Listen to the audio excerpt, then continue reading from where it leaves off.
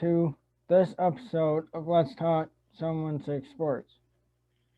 My special guest is Ryan Talbot, and we will be talking Buffalo Bills football. Um, what are your expectations for the offense this year?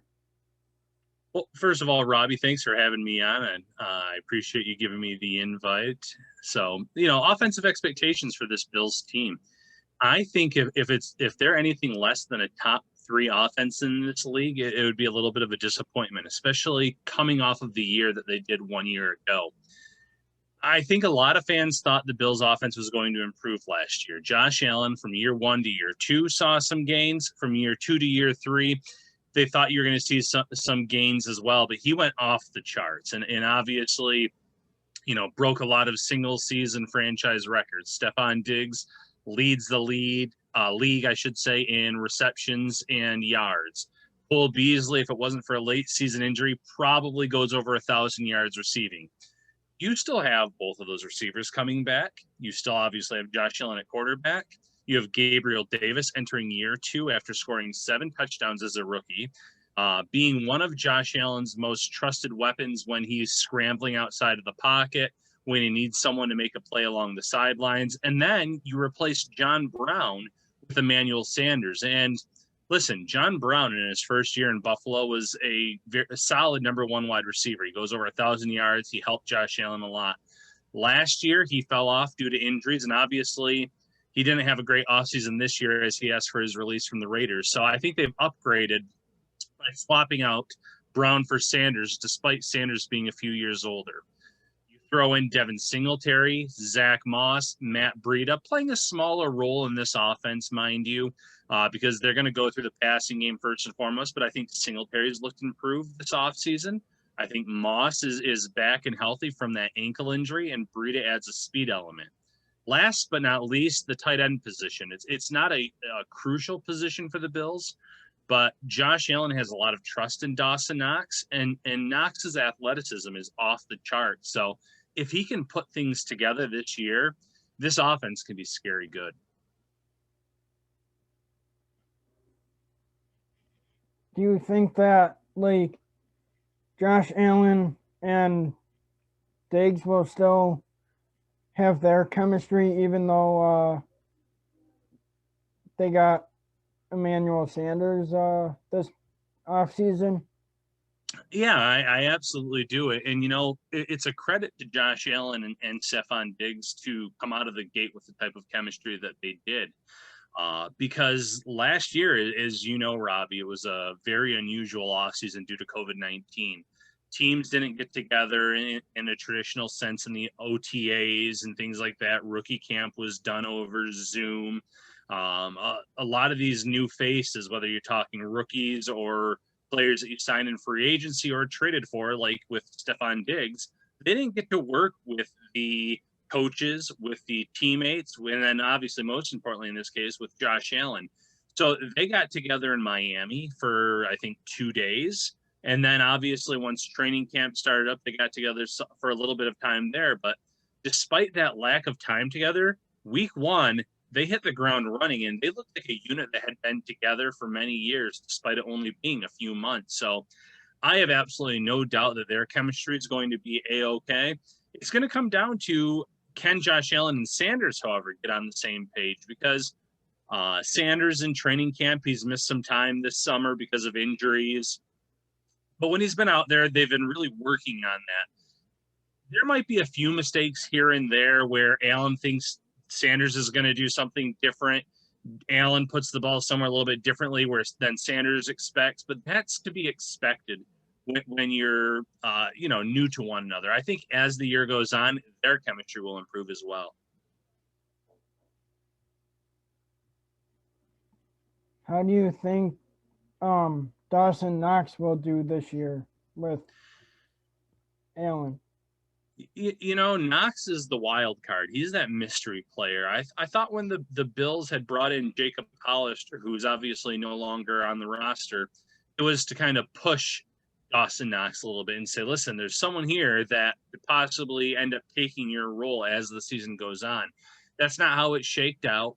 But Knox, it comes down to the concentration and the drops. He still has that issue. He had that issue this summer at times, and that was after working with a hand-eye coordination specialist. That was after going to tight end university. But the thing Bills fans have to remember is even the best tight ends in this league drop a lot of passes. Your Travis Kelce's and obviously your George Kittle's. Kittle actually, I believe, had a pretty high drop rate, but that kind of fans kind of forget about that because he's targeted so much and he does haul in so many passes and records so many yards. It's a smaller sample size for Dawson Knox because he's only going to get maybe 3 or 4 targets per game. So if he drops 1 or 2 of those, that's fresh in your memory as the game's over. Even if he does good things with those other targets, you remember the drop because it's such a small sample size. I think the talent's there. The athleticism is absolutely there. He has to start piecing it together this year, though. He was in a college system at Ole Miss where they didn't utilize the tight end position. High school, he played some quarterback and things like that. So he's still relatively new to the tight end position. But at this point, you need to start seeing the signs that this guy's getting it.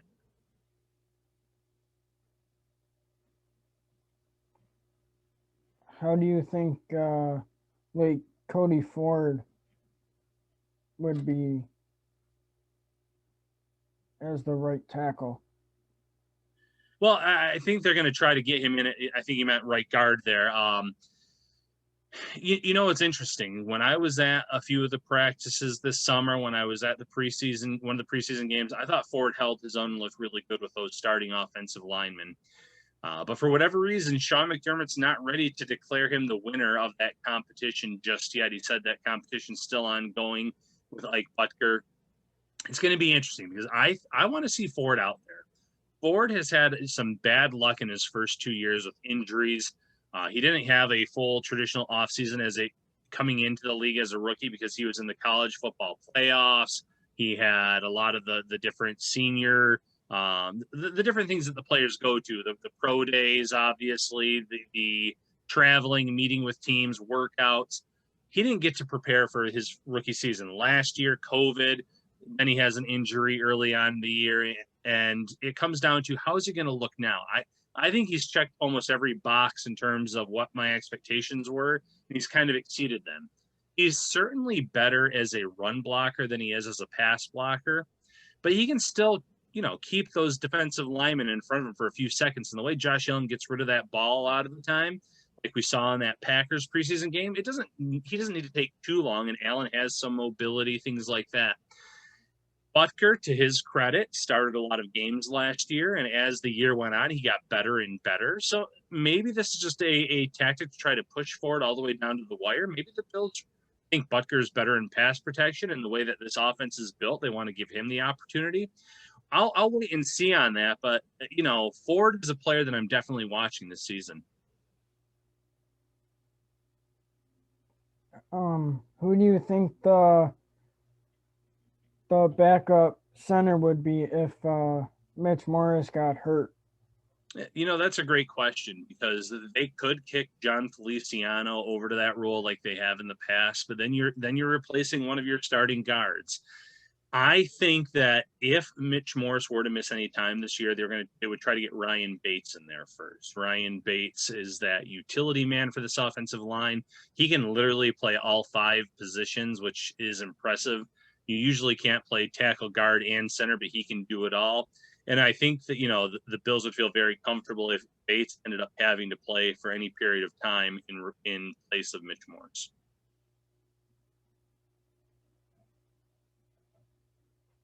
Who do you think our starting running back would be between Singletary, Moss, and Breida? Brian Dable, Sean McDermott, they've kind of said they're going to ride the hot hand this year. So some weeks it might start out with one back, but if the other one's performing better, they'll get the bulk of the carries as the game goes on. But I think you almost have to give Devin Singletary a chance to be that running back one. Not because he's the most senior of those running backs in this system. Breida's been in the league for a few years, obviously. But because of the work he did this offseason, he added some muscle mass to his frame. He added some explosion and a little bit more speed. He does not have that game-breaking speed like a Matt Breida does, but he looks a little bit faster out there on the field. He's a little more decisive. I think based on the offseason and the preseason, the camp that he's put together, give him the opportunity to be back number one. Even if you're back number two, which in this scenario Moss would be, he's still going to get his fair share of opportunities. And then Breida is really interesting because I don't know if you can have all three backs active week by week, because in addition to having those three backs, you have Taiwan Jones, who he does not rush the ball for this team, but he's so important on special teams that he's probably going to be active most weeks. And then you have fullback Reggie Gilliam, who's also kind of your number three tight end, who I think would be active. So if you have Gilliam and Taiwan Jones active, can you have all three backs active week to week? There might be some weeks where Breida isn't active. If any of those, if Singletary or Moss, though, struggle at any point this year, maybe they find themselves inactive on a week-by-week basis as well. Do you think that they would be able to use Reggie Gilliam at all? Yeah, Josh Allen has kind of been that goal line runner for the Bills, and he's had a lot of success with the quarterback run options, whether it's going right up the middle, rolling out. That's your franchise quarterback who you just paid $258 million to. So is that really, you want him taking those hits? In certain scenarios, yes, give him the call, give him the ball, see if he can score. But Gilliam, if you're really close to that goal line, I think as the fullback, he can get the job done. He had 2 touchdown runs this preseason, one where he was met at the line, so he bounced it out and ran in for an easy touchdown. Another where he did go through the middle and plunged in. So give him that kind of role near the goal line. In addition to that, I think he is going to be key for blocking. You can keep him in the backfield as a blocker on pass plays. You can obviously have him block on run plays as well, be that lead blocker. There's a lot you can do with him. And the fact that he also plays tight end to a certain extent gives him so much flexibility that I think he's going to be active more times than not. And then obviously throw in his special teams play as well. And he's going to be hard to keep off the field on a weekly basis. Do you think the Bills would be able to use like Jake Kumerow? Kumerow is interesting, and that's an interesting topic because he's technically wide receiver number 6 if we're looking at it, because you have Diggs, Beasley, Sanders, Davis is your top 4. Isaiah McKenzie, if he's 100%, is definitely number 5 because he's really good in the slot, really good as your gadget guy. And that leaves Kumerow as your number 6. You want to have him active because just like I was talking about with Gilliam, he plays special teams really well. If he's active, I think you can get him into the offensive lineup a few snaps per game.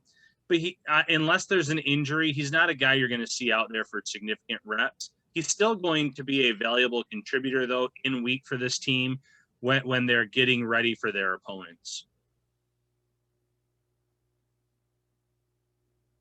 Do you think the Bills' offense will be better than the Pittsburgh defense in week 1? Yeah, that's a great question. It's an interesting matchup because I think Pittsburgh has some real talent up front, obviously with TJ Watt, who the Bills did keep in check last year, specifically Darrell Williams. But they have the ability to create some pressure and maybe force some bad Josh Allen passes. There's some talent. Minkah Fitzpatrick's in that secondary. He's a talented player. They have talent in all 3 phases. But the one area overall where I think it is concerning for the Steelers is their overall secondary, more specifically that cornerback position. I have questions about the starting unit a little bit, the depth behind them as well. And if you're putting out 4 receivers in a set and on any given play, there's going to be some really favorable matchups for Cole Beasley on some plays, some really favorable matchups for Gabriel Davis, for Emmanuel Sanders. I'm sure Diggs is going to get a lot of attention, but he's still going to make his fair share of plays. So I think the offense for the Bills is going to be better than what the Steelers defense can put out there. But if that pass rush can cause some disruptions, force a turnover, that game could be closer than some people expect. Do you think that like Brian Dable will get creative with the offense this year? Yeah, he's not going to rest on his laurels and just go back to the greatest hits of 2020. He's going to add new wrinkles to those plays, add something new to them, because listen, there's a lot of film on the Bills offense from last year that coaches have access to around this league. And that can usually slow down an offense. So now it's up to Brian Dable to take the next step and say, okay, well, on this play, Diggs was the featured receiver. Maybe we make it Beasley and he does this move instead of that. He goes this way. He does something just a little bit different. Maybe they add some more play action into their system. Maybe just little wrinkles, little changes to plays that worked last year to throw defenses off, because you can't keep running the same thing over game after game, year after year, and expect success. So Brian Dable is one of the most creative offensive coordinators in the league. I have no doubt that he'll do his part to keep the Bills offense ahead of the curve.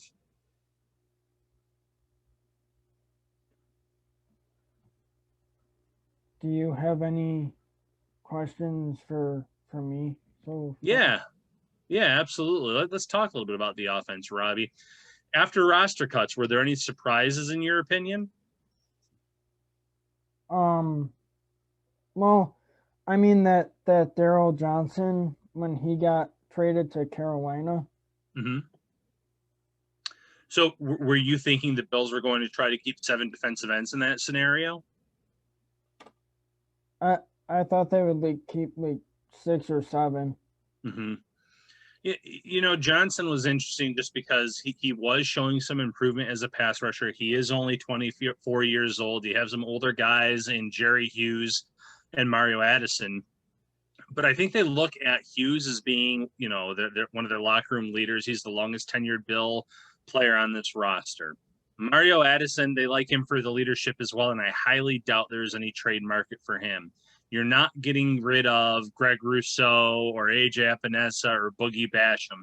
So then you're down to F.A. Obata and Daryl Johnson in that scenario. And F.A. Obata brings a little bit more defensively because he can play defensive tackle and defensive end.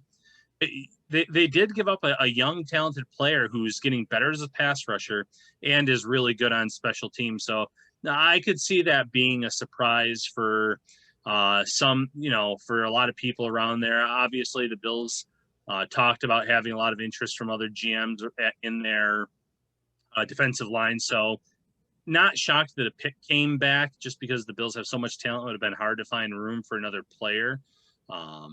What about surprise players, offense or defense? Was there anyone that stood out to you this offseason, training camp, preseason, someone that was a pleasant surprise for you? I would say Isaiah McKenzie, because he can field the punts or the kickoff. I like McKenzie, and he had the one muff punt in the preseason where he did ultimately recover it. But that's what you give up when you part ways with an Andre Roberts. Roberts, don't get me wrong, he had some turnovers during his tenure with the Bills as well. But Roberts was a little bit more sure-handed. McKenzie had some issues with fumbles on punts in college a little bit early in his career with Denver. That's why they kind of released him. But when he does have the ball in his hands, he's pretty electric, because he followed up that fumble on the next punt with, I think it was like a 30-plus yard return. So that's what he can do. You saw last season the touchdown return in Week 17 against the Dolphins. So he's going to be an explosive player there. They might give Marquez Stevenson some opportunities there as well. And then just in general with Isaiah McKenzie, Robby, as you pointed out, he's gotten better every year on offense. He was a gadget player when they first signed him. He is a really solid slot receiver now. I think he could start on some teams across the league in the slot. That's how much he's developed as a player. So that's definitely a good choice. We've talked a lot about offense. What do you think about this defense, Robby? I think that Gregory Rousseau was a good addition to our defense for in the draft. Yeah, Rousseau, when he was first drafted, a lot of the analysts said this is a player that has high upside, but he's probably going to need some time to reach that ceiling. And you don't want to put too much stock or weight into the preseason, but he looked great in the preseason. He was among the leaders in defensive pressures throughout all 3 games. I know PFF had him near the top, if not at the top at one point. I'm not sure if anyone ended up surpassing him, but he was getting after the quarterback. He was sacking the quarterback, hitting the quarterback. With that length that he brings, he's not just going to hit the quarterback or sack the quarterback this year. He's also going to deflect a lot of passes because he's going to take away a lot of those windows for quarterbacks by just getting his arms up. And you know as well as I do, a deflected pass can lead to an interception, can lead to an incomplete pass, can lead to a punt. So he's going to bring a lot to this unit. I'm really excited to see what he brings because the year that he was off last year, he was clearly putting in a lot of work, working on his game, working on his pass rush arsenal, and he's still growing into his body. That's the scary thought. This guy is 6'7", huge, already has an NFL frame to him, but I think you're going to try to see the Bills pack another 10, maybe 15 pounds of muscle onto that frame and then really let him loose.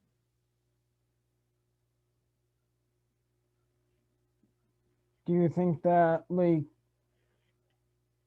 the defensive coordinator Leslie Frazier would like use him a lot? You know, I think when the year gets started, he's going to be a big part of the rotation. And what I mean by that is I think they're still going to go with Addison and Hughes a little bit to start the year. But they're still going to get Rousseau in there a lot. They're going to get AJ Epinesa in there a lot. Epinesa is another great breakout candidate who's looked really good this offseason. And you're still going to try to get Boogie Basham in there a little bit, not as much as Epinesa and Rousseau, but you want to get those guys in there, FAO Bada too. As the year goes on, though, Robby, I think that you're going to see more snaps for Rousseau. And I think by maybe week 5, week 6, he could be the starter on one side of the defensive line. And then maybe have Mario Addison coming off the bench as the guy that you have spelling Rousseau, even playing on the other side where he's a little bit more comfortable and getting Jerry Hughes off the field for a little bit. Who do you think the long snapper would be if Reed Ferguson got injured?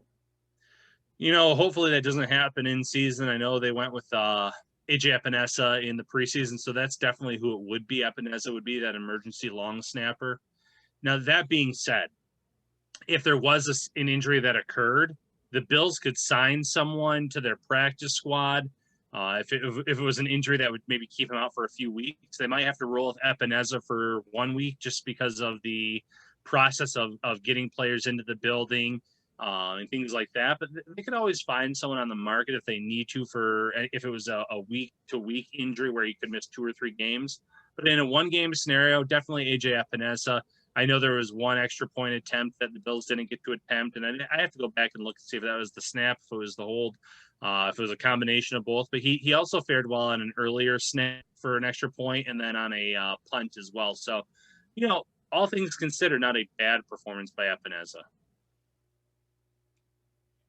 How do you think our special teams like Matt Hawk or Tyler Bass would be? Yeah, you know, I have extremely high expectations for Tyler Bass. As the year went on last year, he got better and better, more and more confident. He made the majority of his kicks down the stretch of the season. In the postseason, he was clutch, kicking a long field goal in that Colts game that ended up being the game-winning point. I think that's someone that was just made for Buffalo. The leg strength, when you have the swirling winds, when you have the weather that you have in Buffalo in December and January.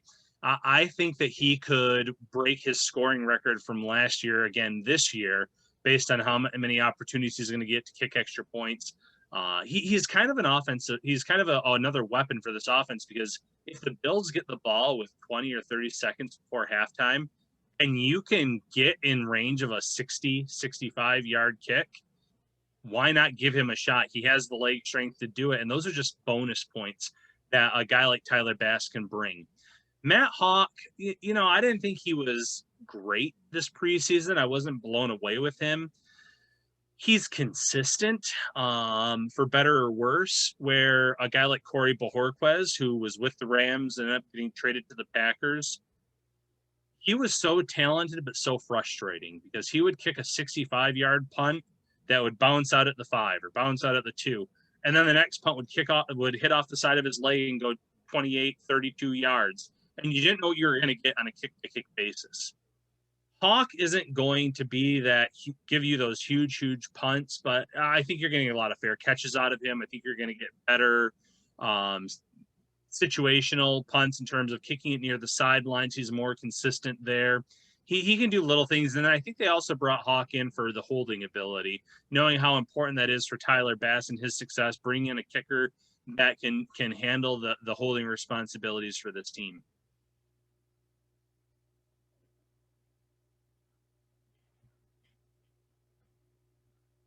Who would be like your standout player for the season? I'm going to go with AJ Epineza. It's tempting to go with Greg Rousseau as well, but Epineza, year 2, rookie year. Again, I've mentioned this many times. He had an untraditional offseason. He didn't get to work with his coaches, work with teammates up until training camp. When he did get to Buffalo, or in his rookie year, they told him to drop weight down to a certain point. As the year went on, he was working on that, and you saw more explosion from him as the year went on. He had all offseason to work at this new weight of about 255, 260. His pass rush arsenal looks better. He has a really nice bull rush where he can use his strength to move players back, as you saw in that Bears game, where he pushed the starting left tackle right back into the quarterback. And Epineza was able to force a bad pass that led to a turnover on downs.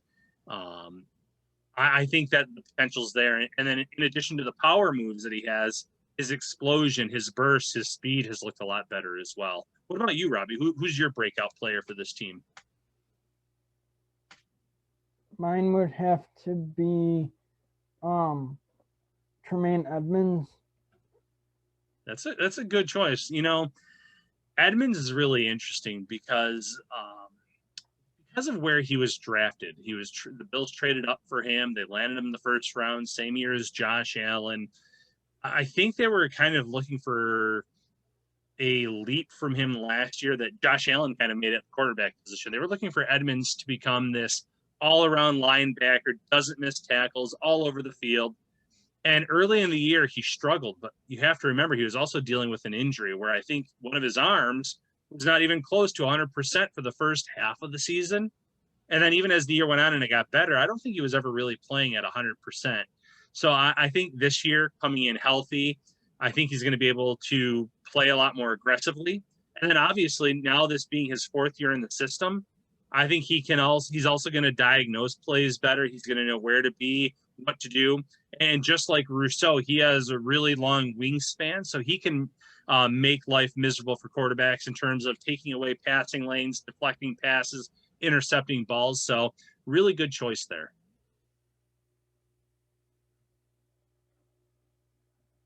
Do you think that like our defense would be like in the top 5 this year? You know, top 5, I'm not ready to say that. Yeah, I think top 10 is definitely possible, though. I think they're going to be better than they were 1 year ago. And last year, the defense, I thought they took a little bit of a step back. And there's a lot of reasons why they did. One, they were missing Star Latulippe in the middle of that defensive line. So when teams were able to run the ball, I thought they ran the ball pretty effectively on Buffalo. It's just that Buffalo's offense is so high scoring, they could take opposing teams' running game out of the equation later in games.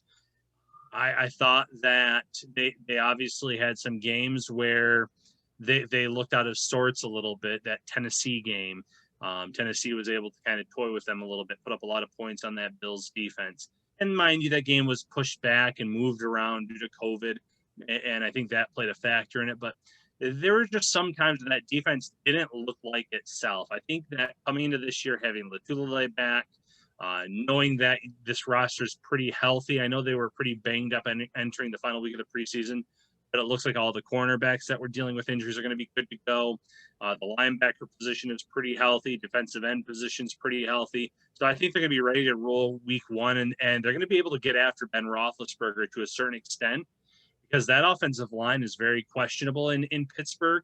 It's just a matter of, does Roethlisberger get rid of the ball as quickly as he did 1 year ago? And if that's the case, then the defense has to start playing up a little bit and expecting those quick passes and try to create some turnovers in that regard. Who's the backup cornerback to Jordan Poyer?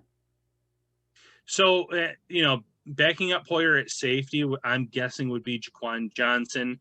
They do like Damar Hamlin quite a bit too, who made this roster as their fourth safety. Hamlin beating out Josh Thomas, who landed on Buffalo's practice squad. I think they feel kind of really good, believe it or not, about their safety depth. They know that if something were to happen to Hyde or Poyer, there's going to be a drop off, because those are two of the better safeties in this league. But Jaquan Johnson has been in this system for a few years, and when he's had opportunities, he's looked pretty good on the field. Damar Hamlin, very talented rookie, despite being a day 3 pick, he had a nice preseason.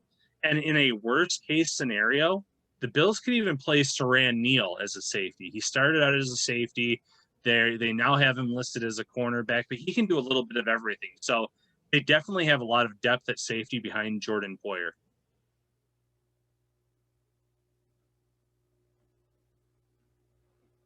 Do you think the Bills have a good defensive backfield? I do. Listen, they have Trey White as their starting cornerback, number 1, who is he is as close to a lockdown as you're going to get in today's NFL. And when I say that, I know some people will be like, well, he's no Jalen Ramsey. Well, listen, there's only one Jalen Ramsey in this league. Trey White is an excellent corner. He's a top 5 corner in this league.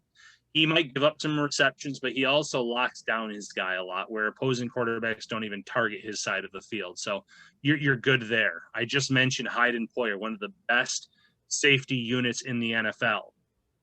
Cornerback number 2, I'm assuming Levi Wallace wins that job over Dane Jackson. They say that competition's ongoing. I just feel like Levi's been a little bit more consistent. That's really important. He's a solid tackler. He does give up catches, but he's usually right there to tackle the player. That's kind of the key there. And then they have Taron Johnson in the slot. And listen, Taron Johnson as a rookie, outstanding. Took a little bit of a step back year 2, but still pretty good. Last year, he was benched at one point for Cam Lewis.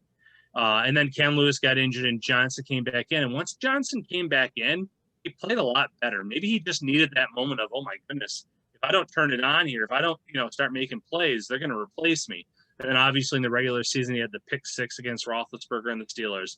Playoffs, he had the pick 6 against the Ravens. So he definitely got better as the year went on. And I think the Bills are expecting him to kind of hit the ground running this year in a contract year. Do you think the Bills make it past the AFC Championship game this year? Never say never. It always comes down to how healthy the teams are when you get to the playoffs. And the Bills have had some pretty good luck with injuries over the last few years. Obviously, in the AFC Championship game, you had Diggs playing with a torn oblique, Cole Beasley playing with a broken leg, Gabriel Davis playing with a serious ankle injury that made him a game-time decision. So it was not ideal in that case, and they ended up obviously losing to the Chiefs. If they can stay healthy at those key positions, I think the Bills can absolutely advance to the Super Bowl this year. Now, if 1 or 2 of their key players get hurt this year, it's going to be a challenge, because you have Patrick Mahomes and the Chiefs. You have the Cleveland Browns. And, Baker Mayfield is more, I refer to him more as a game manager, because they have such a good running game there. He doesn't need to do as much. But they have a lot of talent on defense as well. Tennessee, I think there's a lot of holes on that defense, but they're always kind of contending. I think the Colts with Carson Wentz could be interesting. I'm not sure if the Chargers are ready to take a large step this year, but I'm very high on Justin Herbert. Baltimore Ravens are always a factor. The AFC has a lot of talent, and I'm not saying the NFC doesn't, but when you look at young quarterbacks, when you look at young teams that have potential to be Super Bowl contenders for years to come, there's a handful of teams in the AFC that the Bills are going to have to battle. So, you know, will they get to the Super Bowl this year? Who knows? Can they? Absolutely. Do you have any other questions? Yeah, one more for you, Robby. What is your prediction for Buffalo's record this year? How many wins? I think they would have like 13. 13 wins. Yeah, I have them at 14, but 13 or 14, I think that's a good place to be. I think that wins the AFC East, possibly puts them up there for the number 1 seed in the conference as well. And what about the playoffs? How far do you have them going? I think they can go all the way to the Super Bowl this year.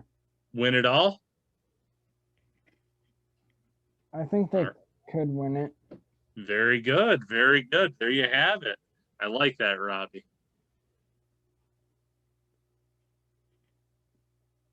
Thank you for tuning into this episode of Let's Talk Someone Six Sports.